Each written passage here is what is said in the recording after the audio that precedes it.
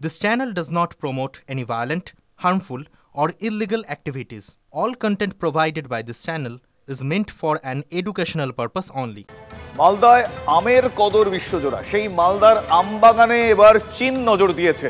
কেন নিশ্চয়ই ভাবছেন, হ্যাঁ তাহলে দেখতে হবে আপনাদের এই প্রতিবেদনটা। ভারতের সীমান্তে মাঝে মধ্যেই চীনা সেনার নজর পড়ে, পাল্টা জবাব দেয় ভারতও। অবশ্য সম্প্রতি সীমান্তে সেই টেনশন অনেকটা কমেছে, কিন্তু এবার মালদার ওপর নজর দিয়েছে চীন। না, কোনো আগ্রাসন বা বিতর্ক নয়, চীনাদের নজর মালদায় পড়েছে ব্যবসায়িক কারণে।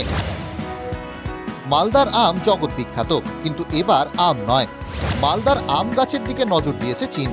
কারণ আম গাছ থেকে তৈরি প্লাইউড চীনের নজর কেড়েছে। বাড়ির দরজা থেকে খাবারের টেবিল, বর্তমানে প্লাইউড দিয়ে সংসার গোছানোর যাবতীয় আসবাব তৈরি হয়। বিশেষজ্ঞরা জানিয়েছেন, আম গাছ থেকে উৎকৃষ্ট মানের প্লাইউড তৈরি হয়, তাই প্লাইউড যেমন শক্তপোক্ত তেমনই নমনীয়। তাই আম গাছ থেকে তৈরি প্লাইউডকে যেমন খুশি বাঁকানো বা মোড়ানো যায়। শক্তপোক্ত হওয়ায় এই প্লাই দিয়ে যে কোনো আসবাব তৈরি করা যায়। চীনে প্লাইয়ের তৈরি আসবাবের চাহিদা তুঙ্গে, বাজারও অনেক বড়। তাই চীনাদের মন কেড়েছে মালদার আম গাছ। কারণ ভারতের মধ্যে মালদার আম গাছ ও বাগানের পরিমাণ সবচেয়ে বেশি, তাই জেলায় আম গাছ থেকে তৈরি প্লাইয়ের কারবার গুরুত্ব পাচ্ছে। মালদার ব্যবসায়ীদের সঙ্গে বছরে 100 কোটি টাকার বেশি ব্যবসা করছে চীন। ব্যবসার ভবিষ্যৎ বুঝে ইতিমধ্যেই চীন থেকে ঘুরে এসেছে মালদার প্রতিনিধি দল।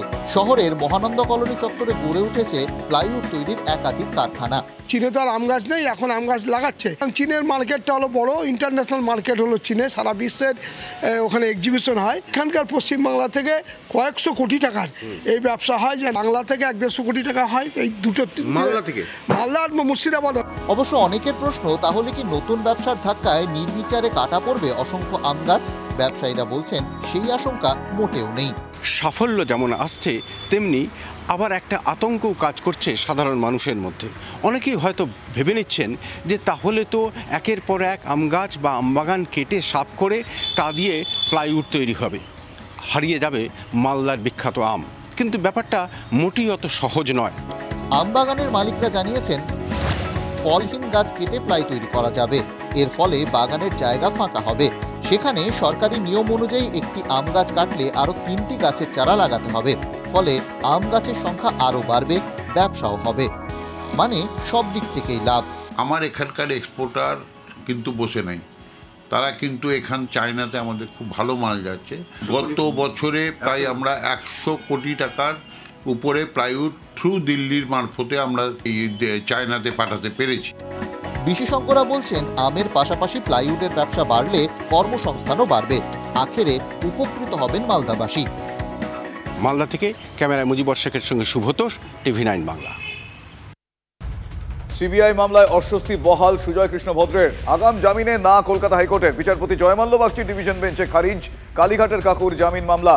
বিচারপতি প্রশ্ন, সিবিআই যদি গ্রেফতার করে কেন হেফাজতে রাখা হয়নি? যদি গ্রেফতার হয় তাহলে জামিন পাওয়ার অধিকার থাকবে। সিবিআই আইনজীবীর সওয়াল, হাসপাতালে ছিলেন বলে গ্রেফতার করা যায়নি, যে কোনো মুহূর্তে তাকে হেফাজতে নিতে পারি, তাই এই আগাম জামিনের মামলা গ্রহণযোগ্য নয়। সুজয় কৃষ্ণের আইনজীবী জানিয়েছেন, যেহেতু প্রোডাকশন ওয়ারেন্ট এখনো কার্যকরী হয়নি, তাই আগাম জামিনের আবেদন করা যায়। সিবিআই এর নতুন মামলায় তাকে যুক্ত করার পরেই আগাম জামিন চেয়ে আদালতের দ্বারস্থ হন সুজয় কৃষ্ণ ভদ্র। 1.5 বছর জেলে রয়েছেন কালীঘাটের কাকু।